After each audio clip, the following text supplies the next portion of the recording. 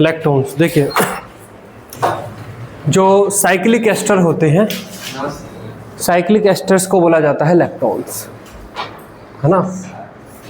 तो अगर एक ही मॉलिक्यूल के पास कार्बोक्सिलिक एसिड और अल्कोहल दोनों ग्रुप मौजूद हैं तो वे आपस में रिएक्ट कर लेंगे और साइक्लिक एस्टर बन जाएगा, उनका नाम है लैक्टोन्स।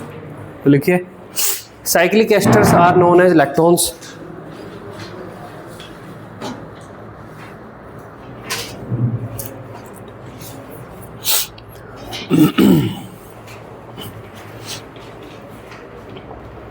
Cyclic esters are known as lactones.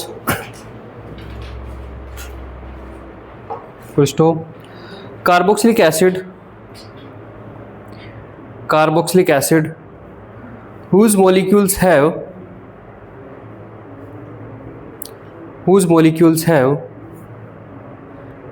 hydroxyl group on a gamma or delta carbon,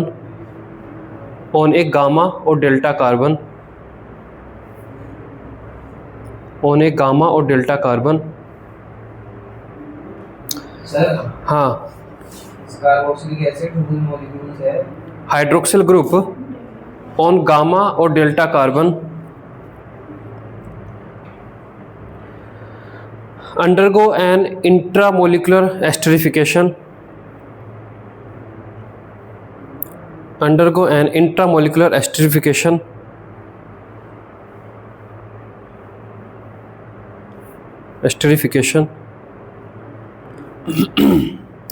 to give cyclic esters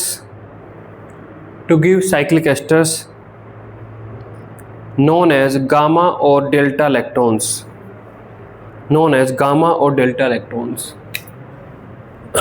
तो देखिए R यहाँ पे है,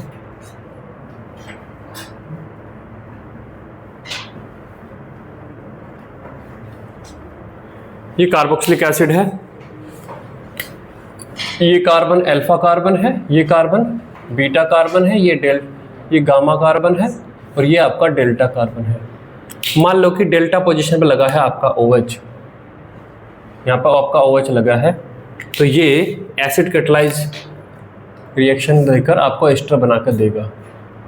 तो यहाँ पर क्या हो जाएगा, ये आपका यहाँ पर अटैक करेगा, ये है ना, ये OH ग्रुप आपका एज ए न्यूक्लियोफाइल यहाँ पर अटैक करेगा। तो कितने मेंबर रिंग बन जाएगी, 1 2 3 4 5 और 6, तो 6 मेंबर हम रिंग बना देंगे। तो 6 मेंबर आपके पास रिंग आ गई और 6 मेंबर रिंग में एक ऑक्सीजन है, ये आपका बन गया, ठीक है। इस कार्बन की नंबरिंग मान लो ये 1 है, ऑक्सीजन कौन सी आएगी, ये नीली वाली ऑक्सीजन आएगी, है ना, ये आपका O आ जाएगा यहाँ पर, ये O, और यहाँ पर आपका ये C डबल बॉन्ड O था ये, ठीक, और यहाँ पर आपका क्या जुड़ा हुआ है, ये R, ठीक है। तो ये आपका क्या बना, A, इसे लिखेंगे A डेल्टा लैक्टोन, आपका एक डेल्टा लैक्टोन बन गया, ठीक है। यहाँ से यहाँ जुड़ गया, काम खत्म। अरे डेल्टा लैक्टोन बस।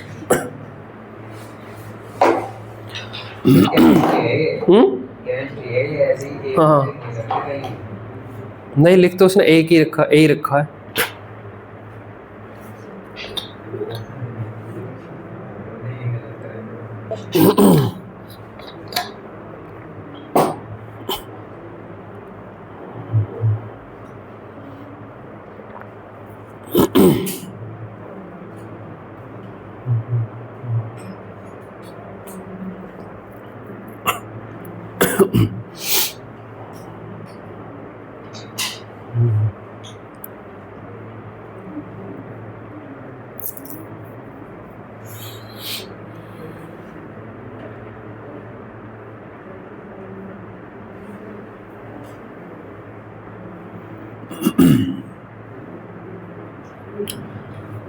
ठीक है, आगे देखिए यहाँ पर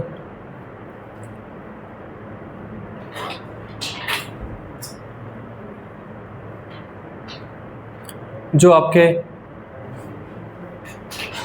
बीटा हाइड्रोक्सी कार्बोक्सिलिक एसिड हैं, आप अगर उन्हें हीट करते हो और एक्सपेक्ट करते हो कि ये यहाँ से अटैक करके 4 की रिंग बनाए, दैट मीन्स आप यहाँ पर क्या एक्सपेक्ट करते हो, H+ है ना, तो आप यहाँ पे एक्सपेक्ट कर रहे हो कि आपको ये मिल जाए।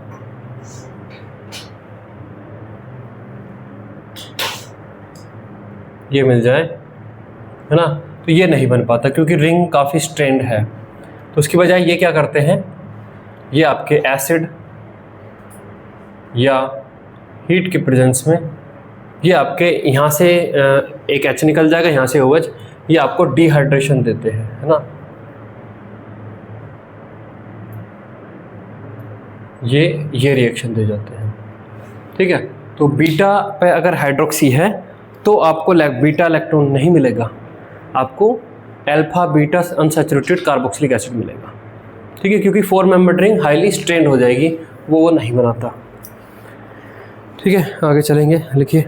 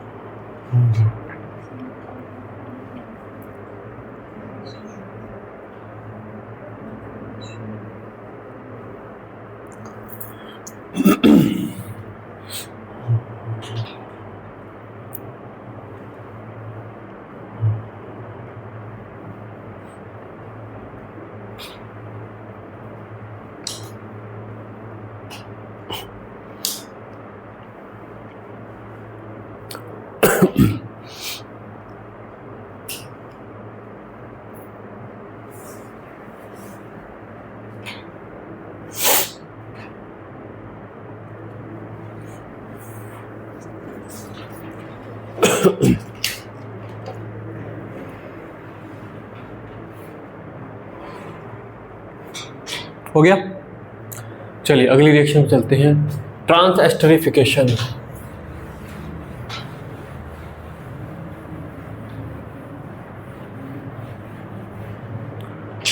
ट्रांसएस्टरिफिकेशन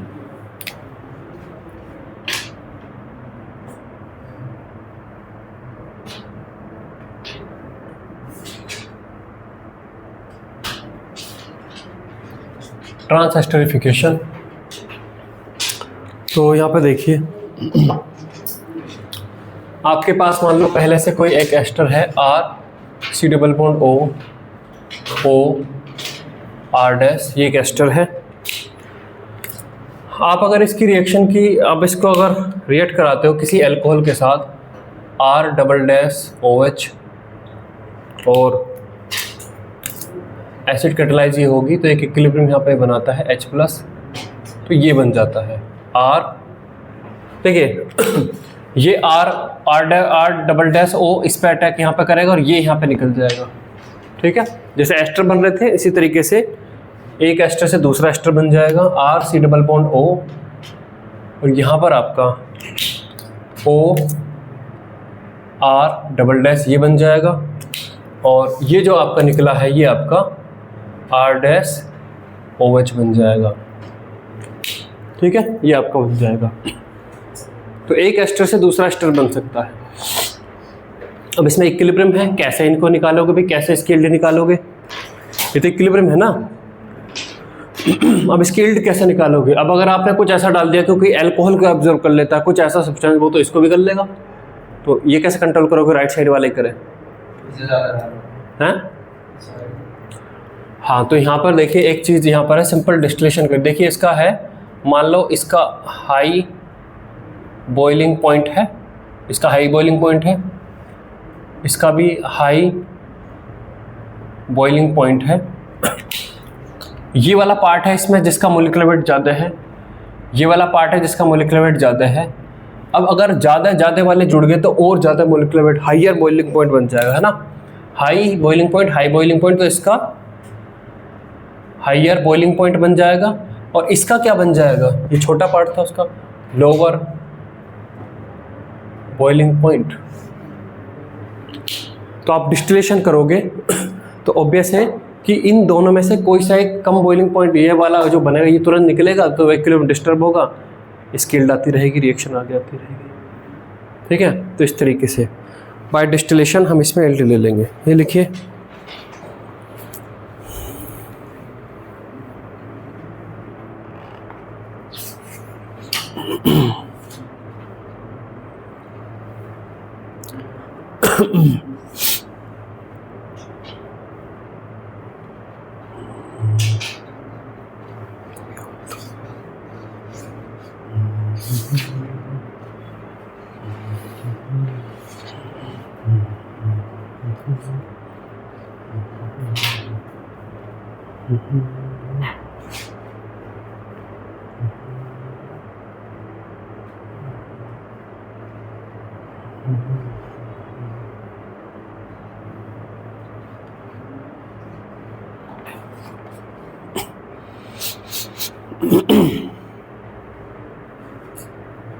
हो गया। तो इसमें लिखिए, in this procedure we shift the equilibrium to the right, in this procedure we shift the equilibrium to the right by allowing the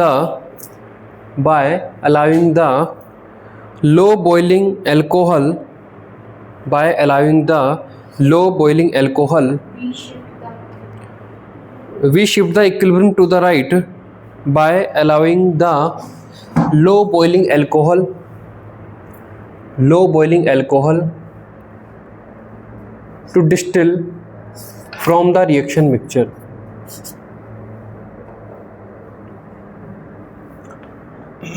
from the reaction mixture।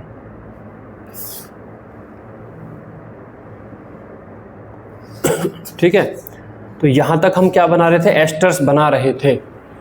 यहाँ तक हमने क्या यहाँ तक हमने क्या बनाया है, एस्टर बनाया है। अब reactions of ester,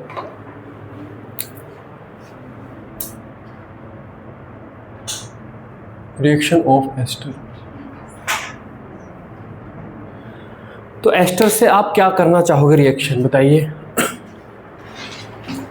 reactivity series में सबसे ऊपर कौन है,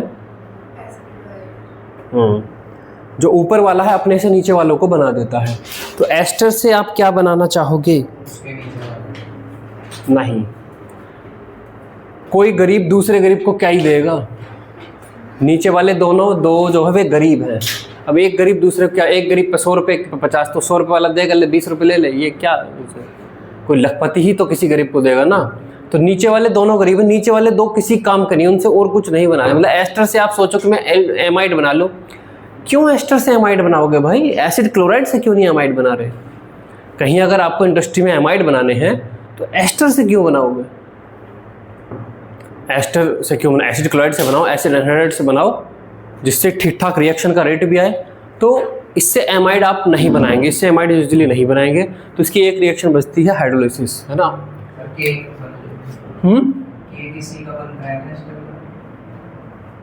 केक, कौन सा केक,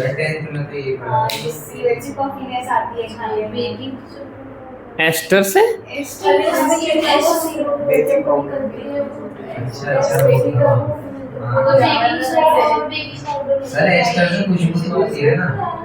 हाँ एस्टर्स खुशबूदार कंपाउंड्स हैं, एस्टर्स में फ्रूटी स्मेल होती है, ये रहता है।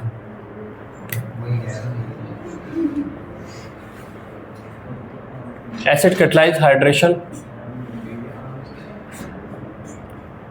देखिए इसमें जो एसिड कैटालाइज हाइड्रेशन हो किसी काम का नहीं है ना। देखिए R(C)O(O)R',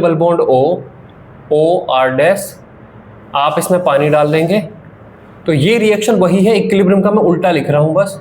तो यहाँ पर क्या हो जाता है H+, तो यहाँ पर क्या बनता है R(C)O(OH) और प्लस आपका R'(OH). तो ये जो हाइड्रोलिसिस है काम का नहीं है, क्योंकि अगेन इक्विलिब्रियम एस्टेब्लिश हो जाता है। लेकिन अगर आप इसका बेस कैटालाइज हाइड्रेशन करते हैं वो बड़े काम का है। बेस कैटालाइज नहीं, बेस प्रमोटेड, कैटालाइज नहीं है वो, base promoted hydrolysis, base promoted hydrolysis. तो यहाँ पर देखिए R C double bond O R, आपके पास एस्टर हैं, आप उसमें सीधा NaOH डालते हैं। NaOH इसके साथ लिटरली रिएक्ट करता है और यहाँ पर देख रहे हो arrow, single headed arrow 100% right side में प्रोडक्ट को ले जाता है, आपको ये बना देता है R C double bond O minus Na+, और यहाँ पर आपका ये R-OH। और इस पर रिएक्शन आप सोचा कि इसकी रिएक्शन करके पीछे आएगी रिएक्शन, नो नेवर। कल ही तो बताया था पाप महापाप, कार्बोक्सिलेट आयन पर एसिड सब्स्टिट्यूशन नहीं चल सकता। तो जब भी आपको एस्टर से अल्कोहल और कार्बोक्सिलिक एसिड चाहिए तो आप उसमें क्या डालेंगे, सीधा बेस डालिए, 100% रिएक्शन चलेगी। अगर आपने एसिड डाला तो इक्विलिब्रियम में उलझ जाएगी, समझे। लिखिए इसको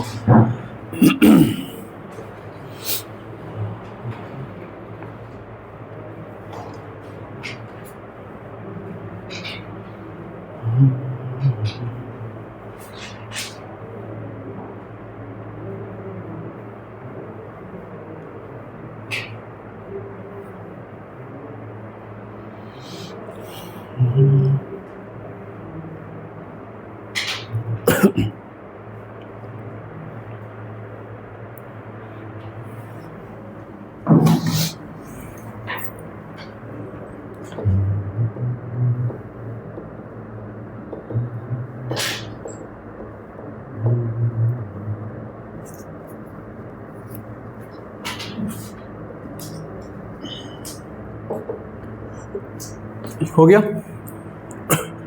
ये जो बेस प्रमोटेड हाइड्रोलिसिस अभी किया है इसको क्या बोलते हैं? इसी से तो सोप बनाई थी हमने, इसी रिएक्शन को बोलते हैं सैपोनिफिकेशन। लिखिए base promoted hydrolysis is called saponification. Base promoted hydrolysis is called saponification.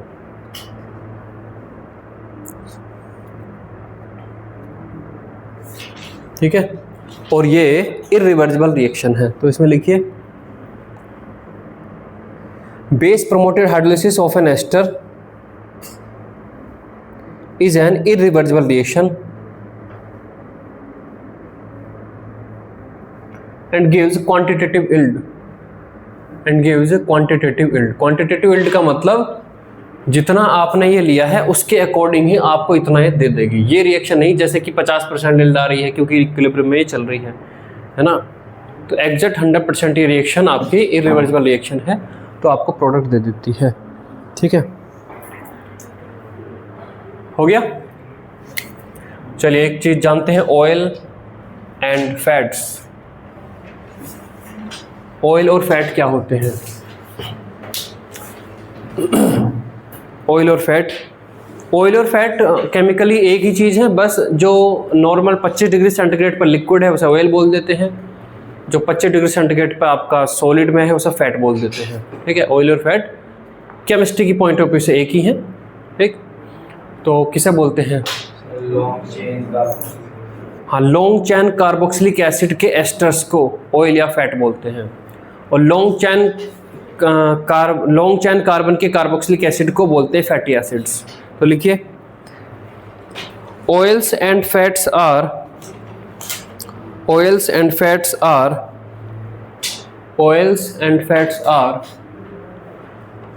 Asters of fatty acids.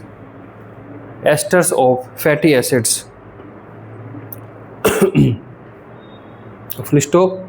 और फैटी एसिड किसको बोलते हैं? ऐसे कार्बोक्सिलिक एसिड इनमें जिनमें 16 से लेकर 18 तक कार्बन हो। लिखिए इसमें carboxylic acids having up to 16 to 18 carbon are known as fatty acids. ठीक है, तो ये पहली रिएक्शन है बेसिकली हाइड्रोलिसिस, और एक और रिएक्शन यहाँ पर है बोविआल्ट ब्लैंक रिडक्शन, BOUVEAULT।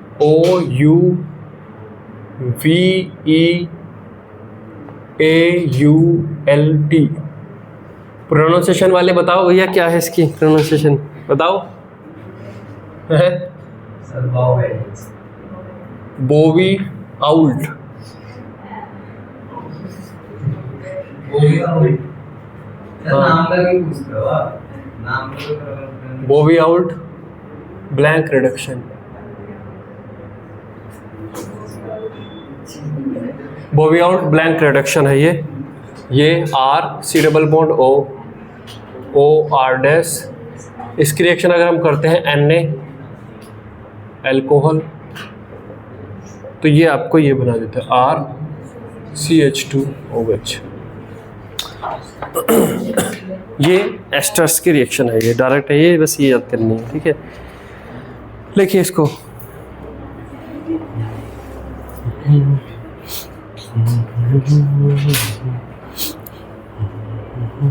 ये ऑयल और फैट की बस लाइन है सीधी।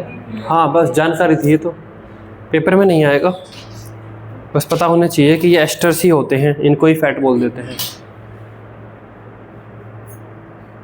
Reduction REDUCTION।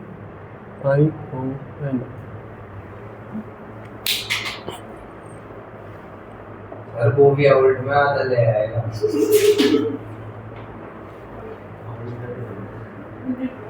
हाँ आधा लय लगना चाहिए। आउटलेट तो नहीं है। वो भी आउट आधा ले आएगा। हाँ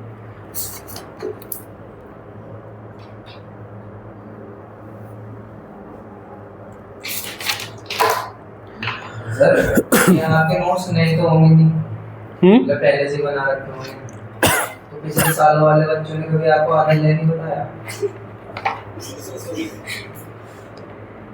नहीं बताया होता तो मैंने लिख लिया होता। सीखने के लिए हमेशा तैयार रहता हूँ मैं। नहीं मतलब आपने अभी करेक्ट करा ना। हाँ तो बताया नहीं ना किसी ने। बताया नहीं? नहीं बताया तो मैंने नहीं लिखा।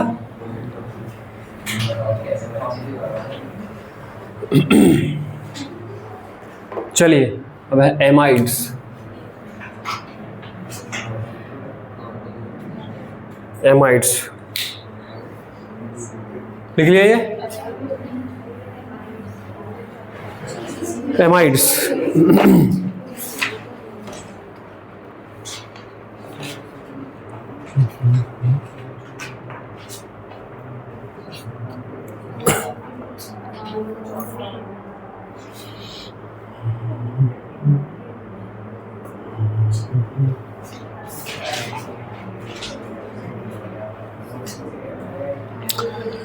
ठीक है। Amides from acyl chlorides. पहला देखिए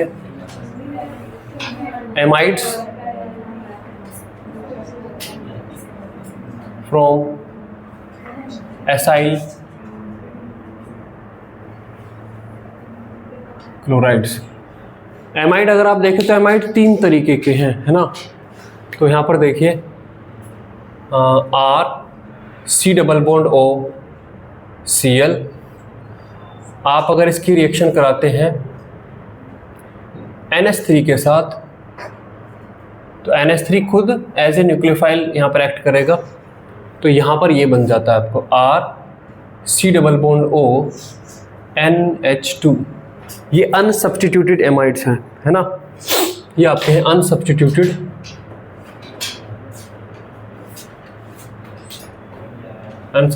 एमाइड। अगर आप इसकी रिएक्शन कराते हैं किससे, RNH2 से, प्राइमरी एमीन से करा देते हैं, तो आपको मिलते हैं यहाँ पे R डैश कर लेता हूँ ये C डबल बॉन्ड ONHR। इन्हें क्या बोलता है, मोनो या क्या इन्हें बोलता है, ये तो मैंने बता रखे हैं ना, एन सब्स्टिट्यूट एमाइड्स बता तो रखते हैं ना इन्हें, जहाँ पे मैंने शुरू में ही लिखाए थे, तो दोबारा नहीं लिखा है ना। हाँ ये एन सब्स्टिट्यूटेड एमाइड है, एन सब्स्टिट्यूटेड एमाइड।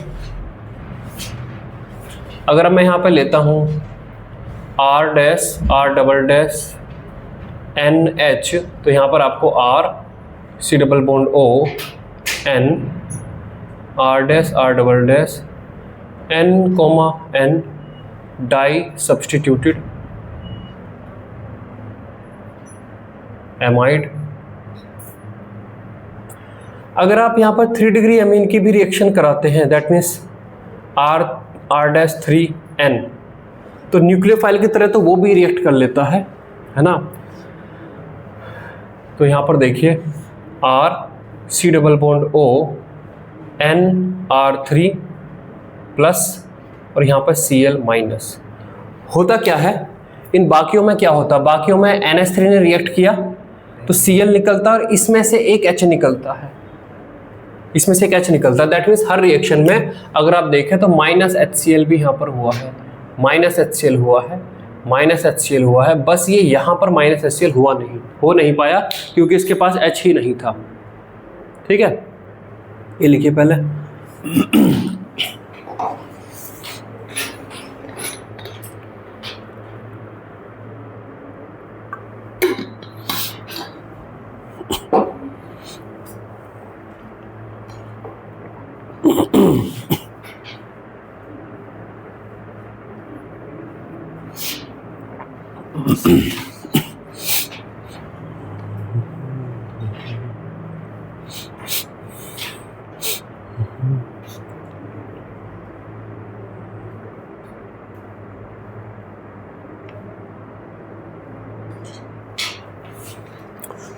लास्ट वाले को क्या कहेंगे?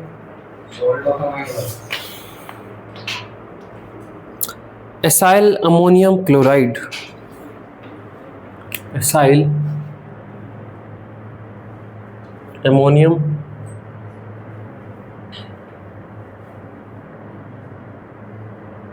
क्लोराइड।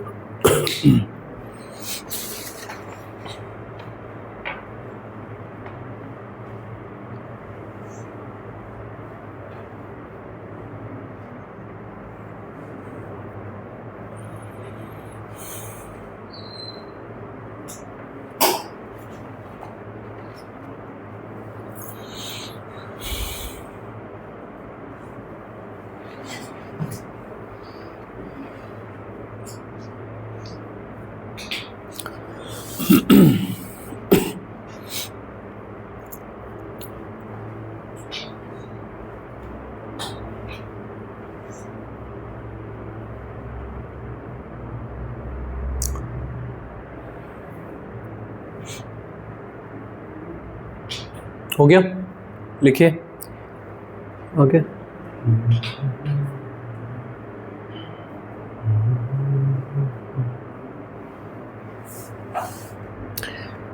इसमें लिखिए द एसाइल अमोनियम आयन, ये जो एसाइल अमोनियम ये बनते हैं ये बहुत ज़्यादा स्टेबल नहीं है, पानी के साथ रिएक्ट करती है टूट जाते हैं, है ना।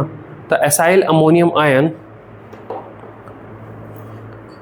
the acyl ammonium ion forms however is not stable.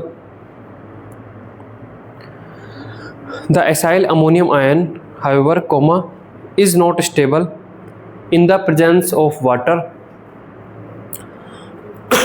in the presence of water is not stable in the presence of water or any hydroxylic solvent और एनी हाइड्रोक्सिलिक सॉल्वेंट। तो रिएक्शन लिख लीजिए, this plus H2O arrow RCOH, ये बन जाएगा hydroxylic, जो OH minus दे सकते हैं सॉल्वेंट। तो दिस प्लस H2O एरो और यहाँ पे बन जाएगा आपका RCOH। OH carboxylic acid. अगला देखिए यहाँ पर रिएक्शन, अगला यहाँ पर है एमाइड्स फ्रॉम एसिड एनहाइड्राइड। तो यहाँ पर देखिए सेम वही R C double bond O C double bond O R। यहाँ पर ये वाले रिएक्शन यूजली नहीं हो पाती है ना, उसके लिए वो लिखता नहीं है क्योंकि वो ज़्यादा रिएक्टिव थे। टर्शरी अमीन क्योंकि बल्की हो गई है ना, टर्शरी अमीन बल्की हो गई है तो ज़्यादा इलेक्ट्रोफिलिक कार्बन पर ही अटैक प्रोसीड कर पा रही थी, यहाँ पर इसके लिए वो लिखता नहीं है। ठीक है, ये लिखिए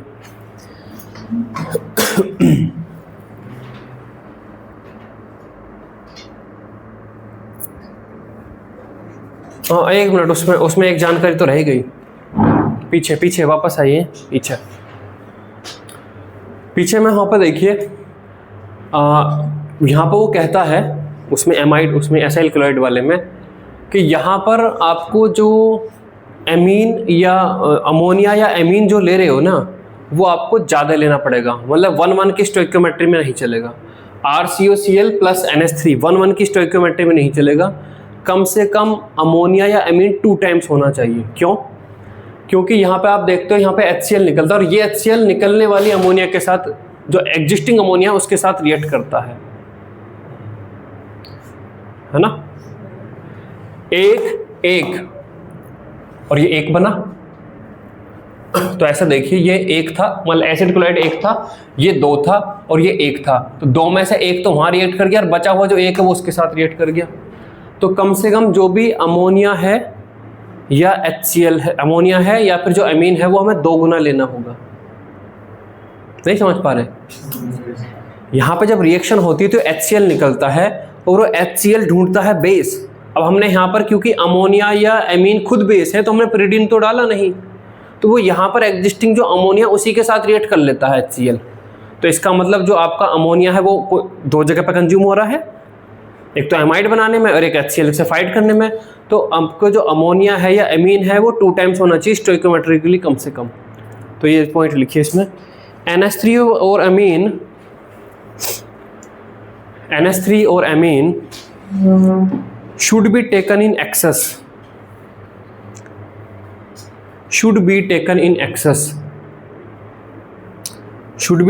excess, ब्रैकेट में लिखिए, at least 2 times of stoichiometric amount, at least 2 times of stoichiometric amount, 2 times of stoichiometric amount, bracket close, because the HCl forms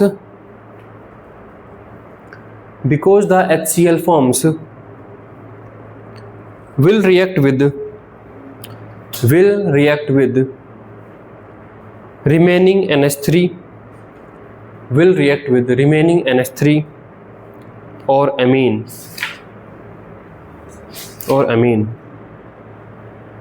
अगर आपने ऐसा नहीं किया तो जो HCl बनेगा वो एग्जिस्टिंग, मान लो एमीन है, उसके साथ रिएक्ट करेगा और रिएक्ट करके जो बाकी बची हुई जो कुछ अमीन है, मतलब इसके साथ उसको क्या बना देगा, RNH3 प्लस Cl माइनस बना देगा, ये बना देगा।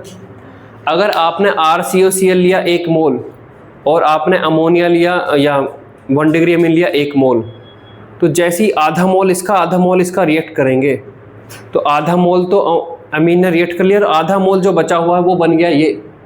और ये न्यूक्लियोफाइल की तरह अटैक नहीं कर सकता क्योंकि ये न्यूक्लियोफाइल है ही नहीं, है ना। तो आपको ये, क्योंकि 2 जगह पर कंज्यूम हो रहा है ये, तो ये आपको दुगना लेना होगा। तो ये आपका नॉट ए न्यूक्लियोफाइल, समझ गए? मतलब कि अगर मटर पनीर की सब्जी बन रही है और मटर बच्चों को छिलने दे दी है, तो जितनी मटर पनीर सब्जी में चाहिए उससे दुगनी मटर लानी होगी, क्योंकि आधी तो बालक छिलते छिलते खा जाएंगे, समझ गए?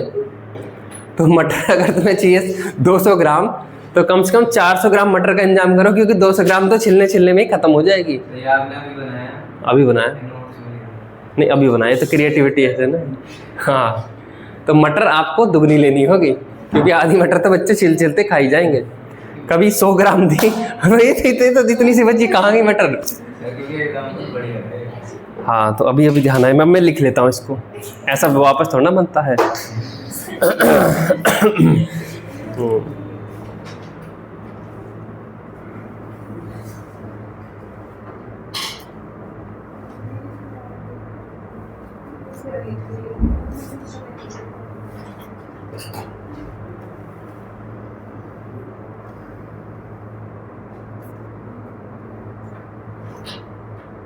ये लिख लिया तब तक ये रिएक्शन।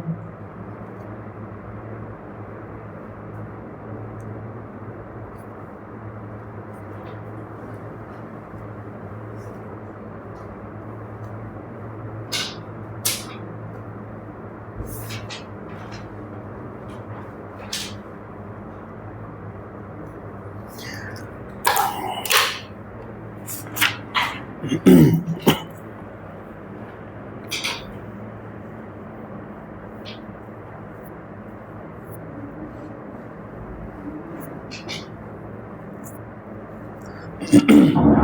यहाँ HCl नहीं बनेगा। यहाँ पे हाँ, यहाँ पे HCl नहीं बनेगा। यहाँ पे क्या बनेगा? RC double bond OH। यहाँ पर HCl के लिए बोलता है, क्या बोलता है यहाँ पे?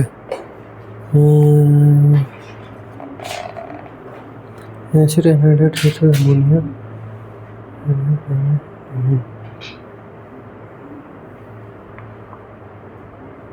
नहीं, यहाँ पर भी हमें ज़्यादा ही लेना होगा, क्योंकि यहाँ पर भी वो रिएक्ट तो करेगा ही।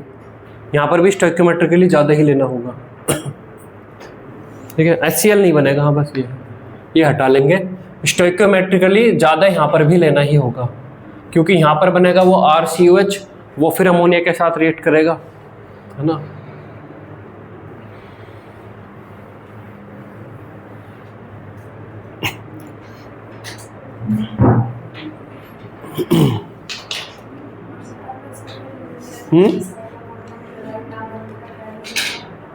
क्या बनने का?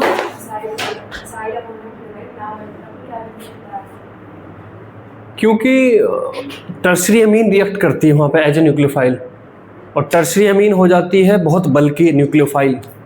तो एसिड क्लोराइड का कार्बन तो काफ़ी इलेक्ट्रोफिलिक है, तो ठीक है, बल्कि न्यूक्लियोफाइल का अटैक भी ठीक है, चल गया। लेकिन यहाँ पर तो ये इतना ज़्यादा इलेक्ट्रोफिलिक कार्बन नहीं है ना, और ये खुद भी बड़ा है, तो इसके लिए वो वाली चीज़ लिखता नहीं, कहीं पे लिखता नहीं। तो मेरे पॉसिबल रिएक्शन मुझे लगता यही है कि यही अटैक हो नहीं पाता होगा।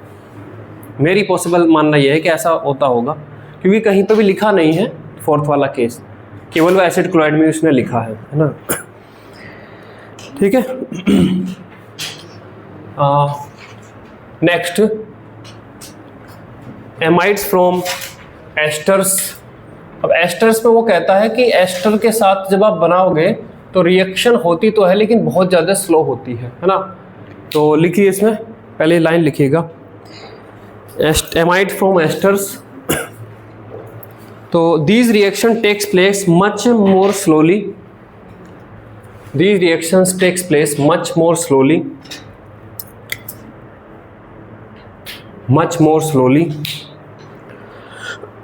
than those of acyl chloride and acid anhydrides.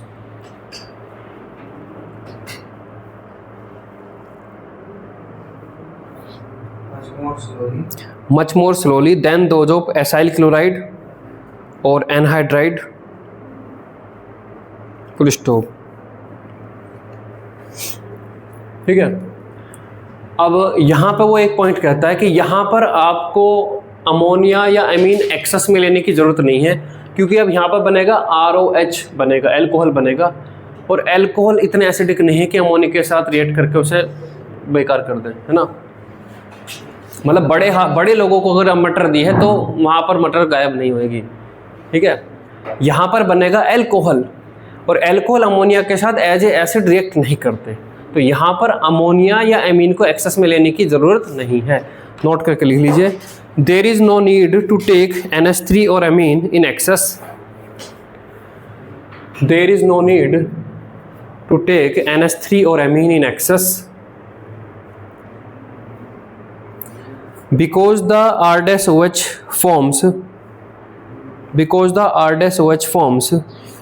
does not react with NH3 or amine.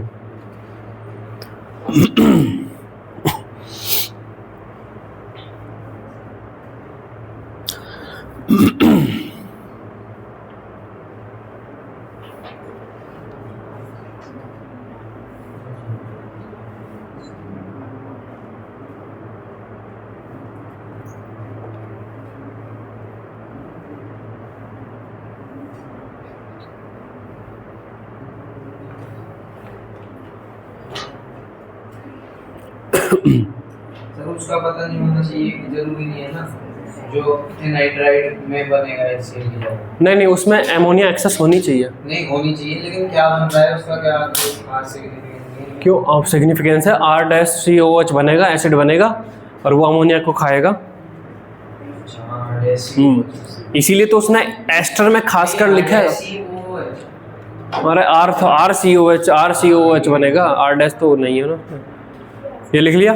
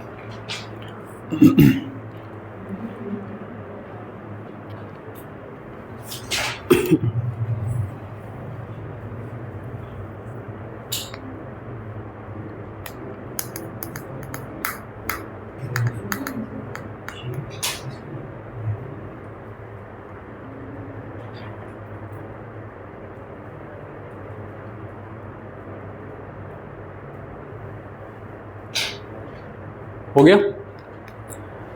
आगे देखिए,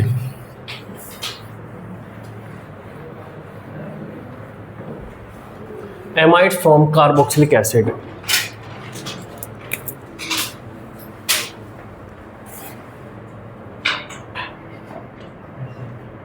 कार्बोक्सिलिक एसिड, यहाँ पे देखिए RC double bond O OH plus NH3, यहाँ पर एसाइल सब्स्टिट्यूशन,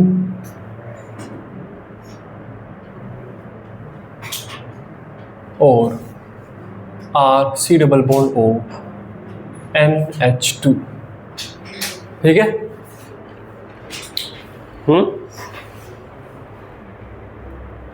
बताओ। हो ही नहीं सकता है क्या हो जाएगा?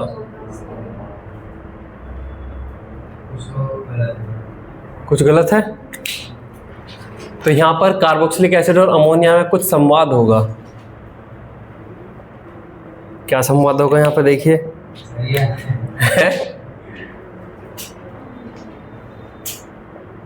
बताइए। दिक्कत है नहीं है?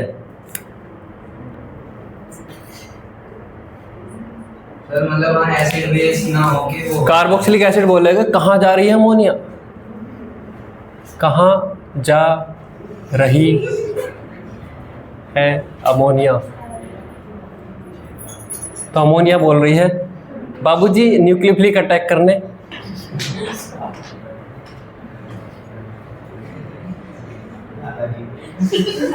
बाबूजी न्यूक्लियोफिलिक अटैक करने जा रही हूँ। फिर कार्बोक्सिलिक एसिड क्या बोलेगा? अच्छा देख तो ले पहले, हम एसिड हैं, हम है ना। अच्छा हाँ देख तो ले, एसिड हैं हम, एसिड हैं हम और तू बेस, तो न्यूक्लियोफिलिक अटैक कर लेगी है। तो क्या होगा? फिर वो कहे नहीं नहीं भूल गई थी, मुझे तो एसिड बेस रिएक्शन करनी थी, है ना। यही बोलेगी ना कि ओ मैं तो भूल गई थी, मैं तो भूल ही गई थी।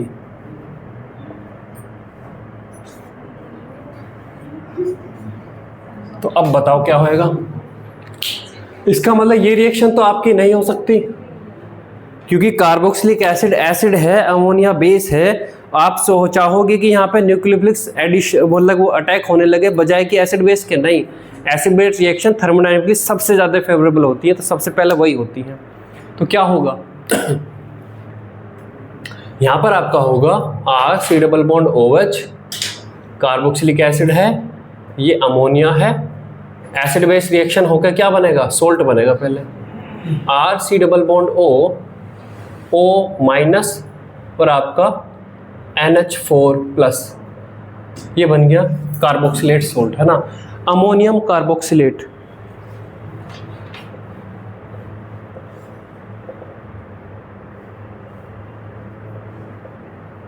कार्बोक्सिलेट ये बनता है, इस पर रिएक्शन रुक जाती है, अमोनियम कार्बोक्सिलेट बन जाते हैं। ये आप इसे जो है सिंथेसाइज कर सकते हो, अलग कर सकते हो, बन जाते हैं। अगर आप अमोनियम कार्बोक्सिलेट को हीट कर दो तो यहाँ से ये जो है वाटर रिलीज कर देते हैं और तब ये आपको बना देते हैं ये NH2, तब आपको एमाइड बना देते हैं। हीट करने पे आपने एक तरीके से थर्मोडायनेमिकली उसको फिजिबल कराया, वरना तो एसिड बेस रिएक्शन होकर सॉल्ट बन गया था। अब आपने सॉल्ट को तोड़ा है, तोड़ने पे एमाइड बन गए, पानी निकल गया। अब ऐसे हो गया, समझे? तो ये संवाद आपको याद रहना चाहिए, गलती से भी ऐसा ना बन जाए। एसिड बेस है ये, संवाद भी लिखना है, मैंने लिख रखा है। हाँ, तभी तो याद रहेगा कि एसिड बेस को पहले सोल्ट बनाना है, और आपको फिर ये याद रहेगा हमेशा कि हीट क्यों लिखते हैं एसिड के साथ, RCOH + NH3 में हीट लिखते क्यों हैं? क्योंकि हमें सोल्ट को तोड़ना है।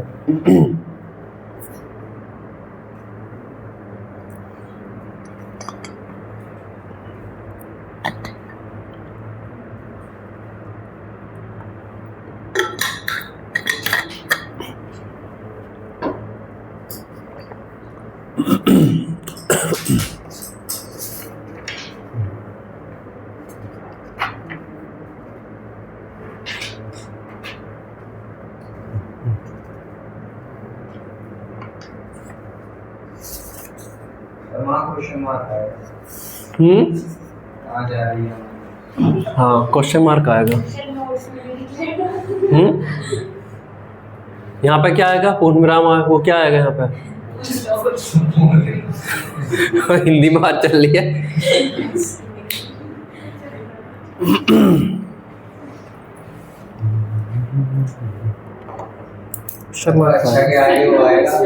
एक्सक्लेमेटरी आएगा, है एक्सक्लेमेटरी आएगा।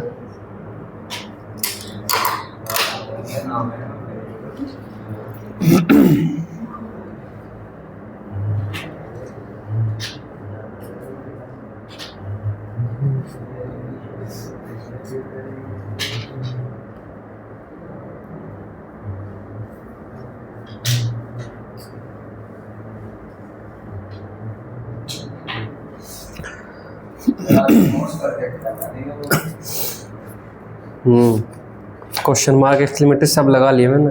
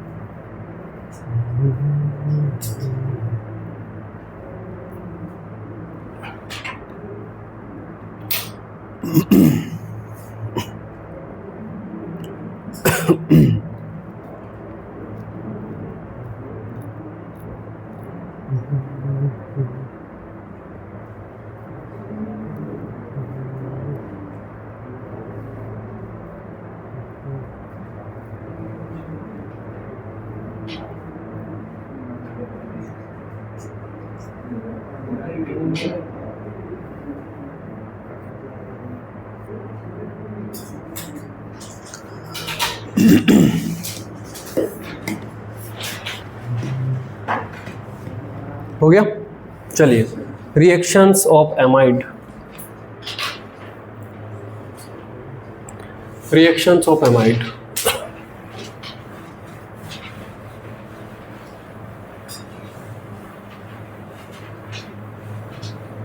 ये लिखिए इधर का है, reactions of amide.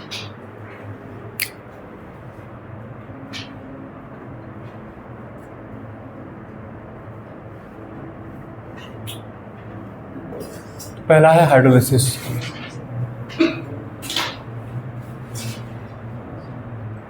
Hydrolysis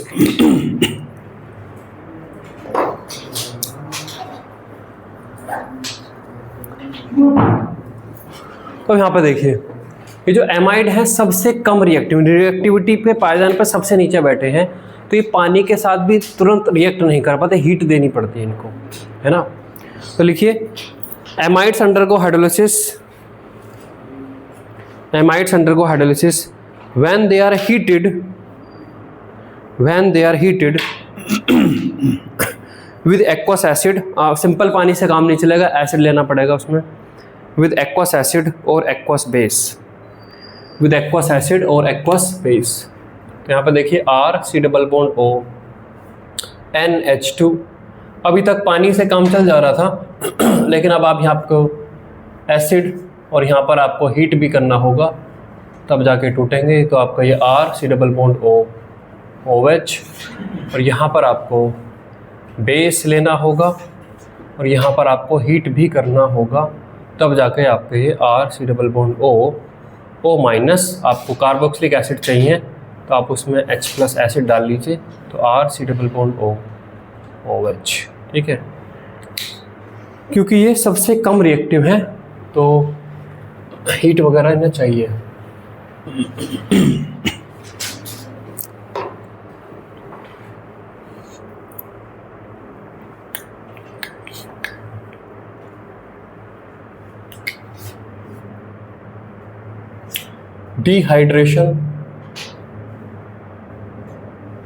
dehydration of amide. तो यहाँ पर देखिए R C double bond O NH2। अगर आप इनको हीट करते हैं और डिहाइड्रेटिंग एजेंट लेते हैं जैसे कि P2O5 और कंसनट्रेट नहीं, P2O5 और ये CH3CO twice O। देखिए यहाँ पे इम्पोर्टेंट चीज़, डिहाइड्रेटिंग एजेंट जो हमने कार्बोक्सिलिक एसिड से बनाए थे एस एनहाइड्राइड, तो हमने P2O5 या ले लिया था हमने कंसनट्रेट H2SO4।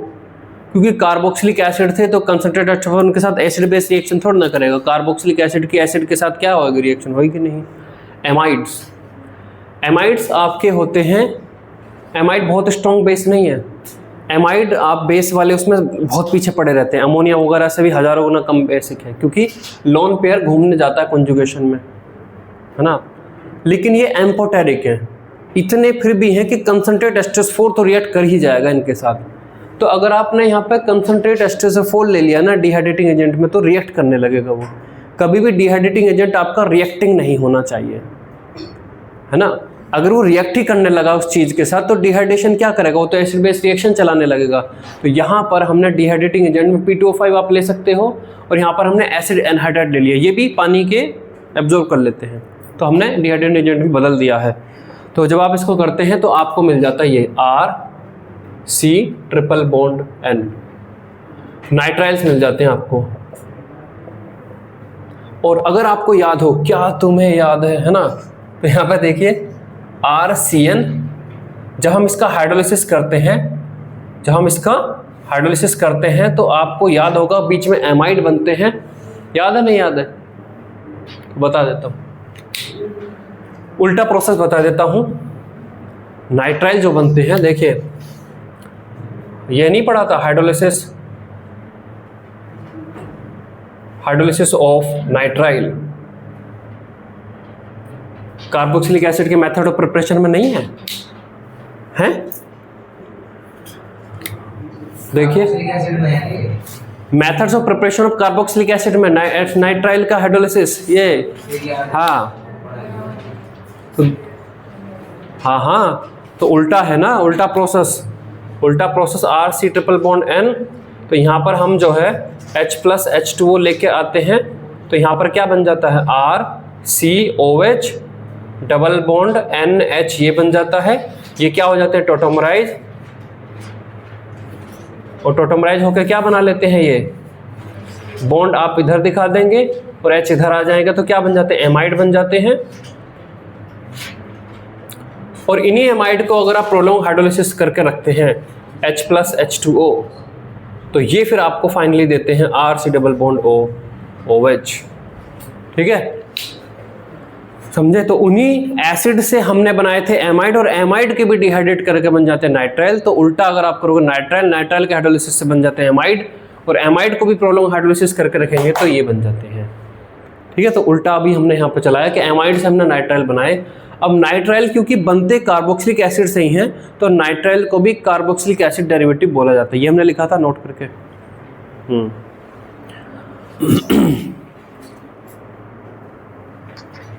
ये लिख लिया लेफ्ट का।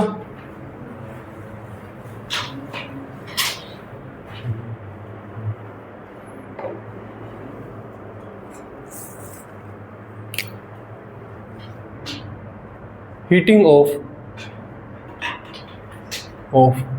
डाई एमाइड्स, यहां पर देखिए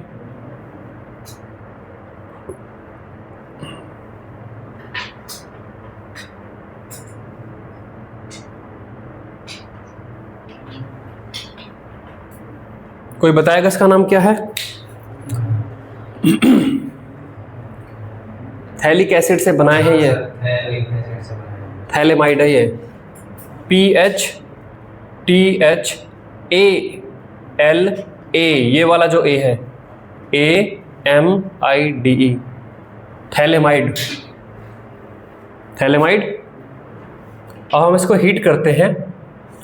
देखिए इसको हीट किया तो हीट करने पे यहाँ से NH2 और यहाँ से निकल जाता है, तो NH3 यहाँ से निकल गया, तो यहाँ पर क्या बन जाता है? C+O NH, C+O, ये क्या है? PHTHAL,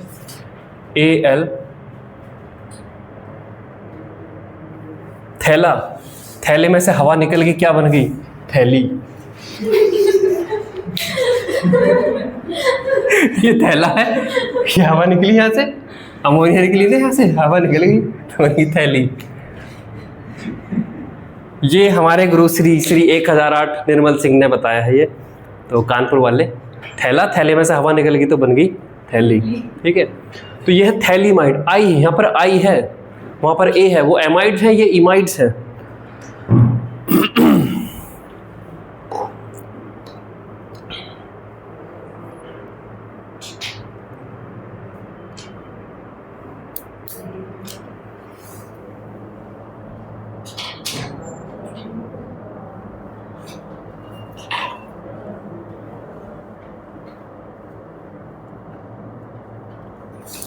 यहाँ पर भी साइक्लिक एनहाइड्राइड की बजाय 5 या 6 मेंबर की रिंग होनी चाहिए, तभी ये होएगा, है ना? तो लिख लेंगे पॉइंट इसमें एक।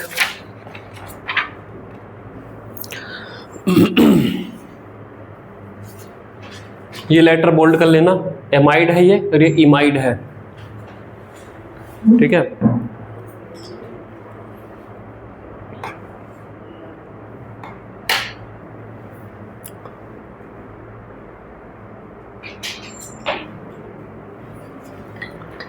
नोट करके इसमें लिखिए।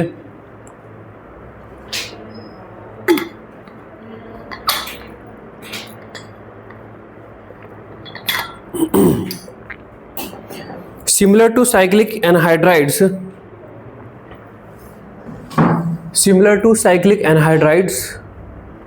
there should be 5 or 6 membered ring formation. There should be 5 और 6 membered ring formation, तभी ये बनेगा डायरेक्ट हीट करने पर।